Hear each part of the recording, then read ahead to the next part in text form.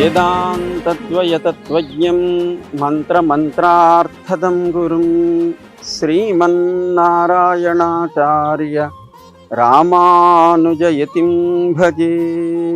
స్వతంత్ర ఉద్యమ సమయంలో అటు స్వాతంత్ర సమరంలోనూ ప్రవేశాన్ని కలిగి ఆ తర్వాత ఆధ్యాత్మిక ప్రపంచంలో ఒక అద్భుతమైనటువంటి పునాదిని వేసినటువంటి మహనీయులు పరమ పూజ్యులు శ్రీ శ్రీ శ్రీ త్రిదండి శ్రీమన్నారాయణ రామానుజీయ స్వామి వారు. యావత్ ప్రపంచంలో విశిష్ట అద్వైత సిద్ధాంతాన్ని, రామానుజ వైభవాన్ని చక్కగా ప్రకటిస్తున్నటువంటి మహనీయులు, మనందరికీ కూడా ఆచార్యులు, ఆరాధనీయులు పరమ పూజ్య శ్రీ శ్రీ శ్రీ త్రిదండి శ్రీమన్నారాయణ రామానుజీయ స్వామి వారు.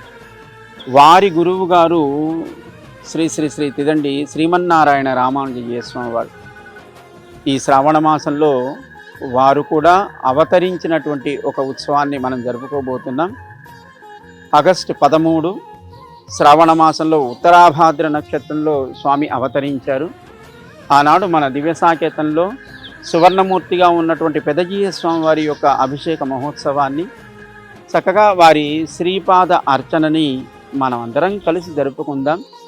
ఎందుకంటే మన గురువైనటువంటి, మన ఆచార్యులైనటువంటి చిన్నజీయ స్వామి వారిని మనకి అనుగ్రహించినటువంటి మహనీయులు పెదజీయ స్వామి వారు. వారు ఎన్నో లోకోపకారకమైన కార్యక్రమాల్ని వారి కాలంలో చేసినట్టుగా పెద్దలు ఇప్పటికీ కీర్తిస్తూ ఉంటారు. 108 శ్రీరామ క్రతువులను వారు నిర్వహించారు. యావత్ భారతమంతా 9 సంవత్సరాలు అవిచ్ఛిన్నంగా. అలాగే 108 సాధ్యాయ జ్ఞానయజ్ఞాలను నిర్వహించారు.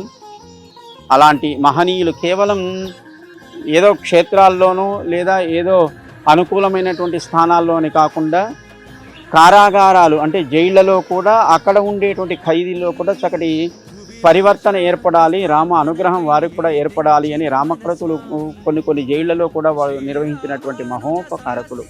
వారు అవతరించినటువంటి ఈ శ్రావణ మాసపు ఉత్తరాభాద్ర 13 ఆగస్టు మన దివ్య సాకేతంలో చక్కగా స్వామి యొక్క సేవని మనమంతా జరుపుకుందాం. పెదజీయ స్వామి వారి యొక్క శ్రీపాద అర్చనని అందరూ కూడా వచ్చి పాల్గొని తరించవలసిందిగా ఆహ్వానాన్ని తెలుపుతూ జై శ్రీమన్నారాయణ.